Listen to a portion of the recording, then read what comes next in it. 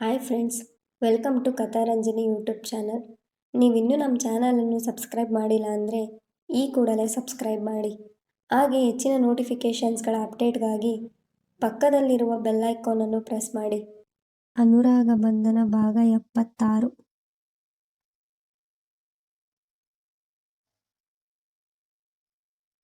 ನಾನು ನಿನ್ನ ಜೊತೆ ಎಲ್ಲಿಗೂ ಬರೋದಿಲ್ಲ ಅಭಿ. ಹಾಗೊಂದು ವೇಳೆ ನಿನ್ನ ಜೊತೆ ಬಂದರೆ ನನ್ನ ಅಪ್ಪ ತಿಳ್ಕೊಂಡಾಗೆ ಇಡೀ ದಿನ ನಾನು ನಿನ್ನ ಜೊತೆಗೆ ಇದ್ದೆ. ನಾನೇನೋ ತಪ್ಪು ಮಾಡಿದ್ದೀನಿ ಅಂತ ಆಗುತ್ತೆ. ಅವರ ದೃಷ್ಟಿನಲ್ಲಿ ಕೊನೆಯವರೆಗೂ ನಾನು ತಪ್ಪಿದಸ್ಥಳಾಗಿ ಉಳಿದು ಬಿಡ್ತೀನಿ. ಹಾಗಾಗೋದು ಬೇಡ. ನೀನು ಹೋಗು, ಹೇಳಿದಳು ಪ್ರಾದ್ಯ. ಅಂದ್ಕೊಳ್ಳಿ ಬಿಡು, ನಾವೇನು ಅಂತ ನಮ್ಗೆ ಗೊತ್ತಿದ್ರೆ ಸಾಕು. ಬೇರೆಯವರು ಕೊಡೋ ಸರ್ಟಿಫಿಕೇಟ್ ಯಾರಿಗ್ ಬೇಕು? ಸುಮ್ನೆ ಬಾ ಈಗ, ಹೇಳಿದ.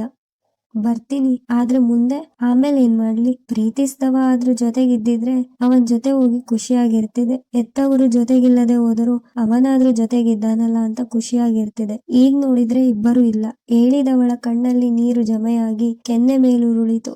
ಅವನಿಗೆ ಏನು ಹೇಳಬೇಕೋ ತೋಚದೆ ನೆಲ ನೋಡಿದ.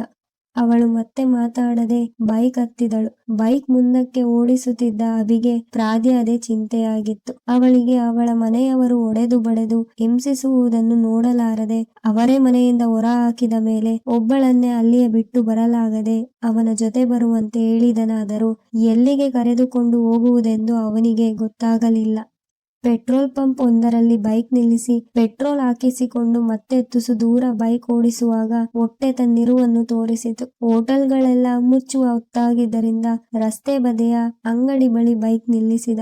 ಅವಳನ್ನು ಇಳಿಯಲು ಹೇಳಿ ಅವನು ಇಳಿದಾಗ ಪ್ರಾದ್ಯ ಮುಖ ನೋಡಿದ. ಹತ್ತು ಕಣ್ಣುಗಳೆಲ್ಲ ಊದಿಕೊಂಡಿತು. ದೇಹದ ಸುಸ್ತು ಮುಖದ ಮೇಲೆ ಕಾಣಿಸುತ್ತಿತ್ತು. ಮಳೆಯಿಂದ ಒದ್ದೆ ಆಗಿದ್ದಕ್ಕೆ ಚಳಿಗೆ ಸಣ್ಣಗೆ ನಡುಗುತ್ತಿದ್ದಳು. ಅವಳನ್ನು ನೋಡಿ ಅವನಿಗೆ ಗೊತ್ತಿಲ್ಲದಂತೆ ಕಣ್ಣೊಮ್ಮೆ ಭರ್ತಿಯಾಯಿತು. ರಸ್ತೆ ಬದಿಯ ಅಂಗಡಿಯು ಕೂಡ ಮುಚ್ಚುವ ತಯಾರಿ ಮಾಡುತ್ತಿದ್ದರಿಂದ ಕಣ್ಣೊರೆಸಿ ಅತ್ತ ನಡೆದ ಅಭಿ. ಅವರಲ್ಲಿ ಮೊದಲು ಬಿಸಿ ಬಿಸಿ ಟೀ ಮಾಡಿ ಕೊಡುವಂತೆ ಕೇಳಿದ. ಅಂಗಡಿ ಮುಚ್ಚುವ ಸಮಯ ಆದರೂ ಮಳೆಯಿಂದ ಒದ್ದೆಯಾಗಿದ್ದ ಇಬ್ಬರನ್ನು ನೋಡಿ ಇಲ್ಲವೆನ್ನಲಾಗದೆ ಟೀ ಮಾಡಿ ಕೊಟ್ಟರು ಅಂಗಡಿಯವರು. ಜೊತೆಗೆ ಬರೀ ಒಬ್ಬರಿಗಾಗುವಷ್ಟು ಉಳಿದ ಚಿತ್ರಾನ್ನ ಕೂಡ ಬಿಸಿ ಮಾಡಿ ತಟ್ಟೆಗೆ ಹಾಕಿ ಕೊಟ್ಟರು. ಟೀ ಜೊತೆ ಚಿತ್ರಾನ್ನ ಪ್ರಾದ್ಯ ಮುಂದೆ ಹಿಡಿದಾಗ ನಡುಗುವ ಕೈಯಿಂದ ಅವಳು ಟೀ ಮಾತ್ರ ತೆಗೆದುಕೊಂಡಳು. ನೀನು ಮಧ್ಯಾಹ್ನ ಕೂಡ ಊಟ ಮಾಡಿಲ್ಲ ಅಲ್ವಾ? ಇದನ್ನ ತಿನ್ನು, ತಟ್ಟೆ ಅವಳ ಮುಂದೆ ಹಿಡಿಯುತ್ತಾ ಹೇಳಿದ. ಬೇಡ, ಹಸಿವಿಲ್ಲ, ನೀನ್ ತಿನ್ನು, ಹೇಳಿದವಳ ಹೊಟ್ಟೆ ಹಸಿವು ಮನಸ್ಸಿಗಾಗಿರುವ ನೋವಿನ ಮುಂದೆ ಸತ್ತೇ ಹೋಗಿತ್ತು. ಸುಮ್ನೆ ತಿನ್ನು, ಹೇಳಿದ ಅಭಿ ಸ್ಪೂನ್ ಅವಳ ಬಾಯಿ ಮುಂದೆ ಹಿಡಿದಾಗ ಪ್ರಾದ್ಯ ಬಾಯಿ ತೆರೆದಳು. ತಟ್ಟೆ ಪೂರ್ತಿ ಖಾಲಿ ಆಗುವವರೆಗೂ ಇಬ್ಬರಲ್ಲೂ ಮಾತಿಲ್ಲ. ಅವಳು ತಿಂದು ಮುಗಿಸುವಷ್ಟರಲ್ಲಿ ಅವನ ಟೀ ತಣ್ಣಗಾಗಿತ್ತು. ನೀರು ಕುಡಿದ ಹಾಗೆ ಕುಡಿದು ಹೋಗಿ ಬಿಲ್ ಕೊಟ್ಟು ಮತ್ತೆ ಬೈಕ್ ಬಳಿ ಬರುವಾಗ ಪ್ರಾದ್ಯ ತಿಂದಿದ್ದೆಲ್ಲವನ್ನು ಹೊರ ಹಾಕಿದಳು. ಪ್ರಾದ್ಯ, ಏನಾಯ್ತು? ಅವಳ ಹೆಗಲು ಬಳಸುತ್ತಾ ಕೇಳಿದ. ಒತ್ತಾಯದಲ್ಲಿ ಏನೇ ಮಾಡಿದ್ರು ಹೀಗೆ ಅಲ್ವಾ? ಜಾಸ್ತಿ ಹೊತ್ತು ನಮ್ ಜೊತೆ ಇರೋದಿಲ್ಲ, ಹೆಗಲು ಬಳಸಿದ ಅವನ ಕೈ ಸರಿಸುತ್ತಾ ಹೇಳಿದಳು. ಮೌನ ತಾಳಿದ ಅಭಿ ಹೋಗಿ ಅವಳಿಗೆ ನೀರಿನ ಬಾಟಲ್ ತಂದು ಕೊಟ್ಟ. ನೀರು ಕುಡಿದವಳಿಗೆ ಮತ್ತೆ ಹೊಟ್ಟೆ ತೊಳೆಸಿದಂತಾಯ್ತು. ಆಗ್ತಿಲ್ಲ ಅಭಿ, ತುಂಬಾ ಸುಸ್ತಾಗ್ತಾ ಇದೆ, ಕಷ್ಟಪಟ್ಟು ಅಷ್ಟು ಹೇಳಿದಳು. ಅವನೇನು ಮಾತಾಡದೆ ಬೈಕ್ ಸ್ಟಾರ್ಟ್ ಮಾಡಿದ. ಬೈಕ್ ಹತ್ತಿ ಅವನ ಬೆನ್ನಿಗೆ ಕೆನ್ನೆ ತಾಗಿಸಿ ಕೂತಳು ಪ್ರಾದ್ಯ. ಅವನ ಹೊಟ್ಟೆಯ ಬಳಿ ಇದ್ದ ಅವಳ ಕೈ ಮುಂದೆ ಹಿಡಿದುಕೊಂಡು ಬೈಕ್ ಓಡಿಸಿದ ಅಭಿ. ಒಂದು ಮನೆಯ ಮುಂದೆ ಬೈಕ್ ನಿಲ್ಲಿಸಿದ ಅಭಿ ಫೋನ್ ತೆಗೆದು ಅವರಿಗೆ ಕರೆ ಮಾಡಿ ಮಾತಾಡಿದ ಮೇಲೆ ಪ್ರಾದ್ಯನ ಮೆಲ್ಲನೆ ಇಳಿಯಲು ಹೇಳಿ ಅವಳ ಕೈ ಬಿಡದೆ ಅವನು ಕೆಳಗಿಳಿದ. ಸಾರಿ ಅದ್ಗೆ, ನಿಮ್ಗೆ ತೊಂದರೆ ಕೊಟ್ಬಿಟ್ಟೆ, ಬಾಗಿಲು ಬಡಿಯುವ ಮುನ್ನವೇ ಬಾಗಿಲು ತೆರೆದ ದೀಪ್ತಿನ ನೋಡುತ್ತಾ ಹೇಳಿದ.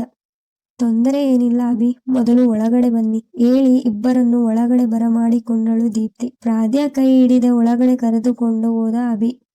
ದೀಪ್ತಿನ ಅಲ್ಲಿ ನೋಡಿ ಪ್ರಾದ್ಯಗೆ ಅಚ್ಚರಿಯಾದರೂ ಅವಳೇನು ಮಾತಾಡುವ ಸ್ಥಿತಿಯಲ್ಲಿರಲಿಲ್ಲ. ಅದ್ಕೆ ಅದು ಇವಳು ಹೇಳಲೋ ಬೇಡವೋ ಎಂದು ಯೋಚಿಸುತ್ತಿದ್ದಾಗ, ಇವಳು ನಂಗೊತ್ತು ಕಣೋ, ಪಂಚಮಿ ಫ್ರೆಂಡ್ ಪ್ರಾದ್ಯ ಅಲ್ವಾ? ದೀಪ್ತಿ ಹೇಳಿದಳು. ಪ್ರಾದ್ಯ ಮುಖ ನೋಡಿದ ಅಭಿ ಹೇಳಿದ. ಇವಳೆಲ್ಲಿ ಸಿಕ್ಕಿದ್ಲು ನಿಂಗೆ? ಇಬ್ಬರು ಇಷ್ಟೊಂದು ಒದ್ದೆ ಆಗಿದ್ದೀರಲ್ಲ, ಟವೆಲ್ ತಂದು ಕೊಡುತ್ತಾ ಕೇಳಿದಳು ದೀಪ್ತಿ.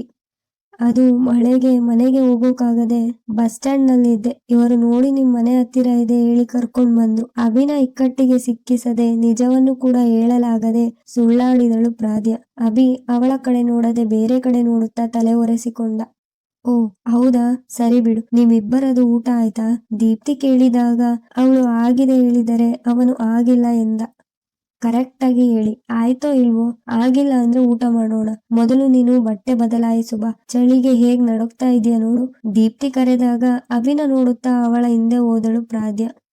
ಅದ್ಗೆ ನಿಜವಾಗ್ಲೂ ಹೊಟ್ಟೆ ಹಸಿತಾ ಇದೆ, ತಿನ್ನೋಕೆ ಏನಾದ್ರೂ ಇದ್ರೆ ಕೊಡಿ. ಅವಳಿಗೂ ಹಸಿವಾಗಿರುತ್ತೆ. ಅವಳು ಬೆಳಿಗ್ಗೆಯಿಂದ ಏನು ತಿಂದಿಲ್ಲ. ಈಗ ಸ್ವಲ್ಪ ಹೊತ್ತಿಗೆ ಮುಂಚೆ ಚಿತ್ರಾನ್ನ ಕೊಡಿಸಿದೆ. ತಿಂದು ಮುಗಿಸಿದ ಕೂಡಲೇ ವಾಂತಿ ಮಾಡ್ಕೊಂಡ್ಲು, ಹೇಳಿದ ಅಭಿ.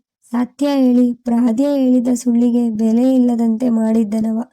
ಅವಳು ಬೆಳಗ್ಗೆಯಿಂದ ಏನು ತಿಂದಿಲ್ಲ ಅಂತ ನಿಂಗೆ ಗೊತ್ತು? ಅಂದ್ರೆ ಬೆಳಿಗ್ಗೆಯಿಂದ ಇಬ್ರು ಜೊತೆಗೆ ಇದ್ದೀರಾ? ಏನ್ ಸಮಾಚಾರ ಸಾಹೇಬ್ರದು? ನನ್ನತ್ರ ಸುಳ್ಳು ಹೇಳ್ಬೇಡ, ಬೇಗ ಸಿಕ್ಕಿ ಹಾಕಿಕೊಳ್ತಿ ಕಳ್ಳ. ದೀಪ್ತಿ ಹೇಳಿದಾಗ ಅವಳಿಗೆ ಬೆನ್ನು ಹಾಕಿ ತಲೆ ಚಚ್ಚಿಕೊಂಡ ಅಭಿ. ಅದು ಅತ್ಗೆ ಹೇಳಿದ ಅಭಿಗೆ ತಕ್ಷಣಕ್ಕೆ ಸುಳ್ಳು ಹೊಳೆಯಲಿಲ್ಲ. ಅದು ಅಕ್ಕ, ನಾನು ಒಬ್ಬನನ್ನು ಪ್ರೀತಿಸಿ ಮನೆ ಬಿಟ್ಟು ಬಂದಿದ್ದೆ. ಅವನಿಗೋಸ್ಕರ ಕಾಯ್ತಾ ಬಸ್ ಸ್ಟ್ಯಾಂಡ್ ನಲ್ಲಿ ನಿಂತಿದ್ದೆ. ತಡ ಆಯ್ತು, ನನ್ನವರು ಬರಲೇ ಇಲ್ಲ. ಇವರು ಬಂದ್ರು, ಅಲ್ಲಿಂದ ಇವರ ಜೊತೆ ಬಂದೆ. ಪ್ರಾದ್ಯ ಹೇಳಿದಾಗ ಅಭಿ, ದೀಪ್ತಿ ಇಬ್ಬರು ಅವಳ ಮುಖ ನೋಡಿದರು. ಕತೆ ಮುಂದುವರೆಯುವುದು. ನಿಮಗೆಲ್ಲ ಈ ಕತೆ ಇಷ್ಟವಾಗಿದ್ದೆ ಎಂದು ಭಾವಿಸ್ತೇನೆ. ಕತೆ ಇಷ್ಟವಾಗಿದ್ದಲ್ಲಿ ಲೈಕ್ ಮಾಡಿ, ಕಮೆಂಟ್ ಮಾಡಿ, ಶೇರ್ ಮಾಡಿ. ಧನ್ಯವಾದಗಳು.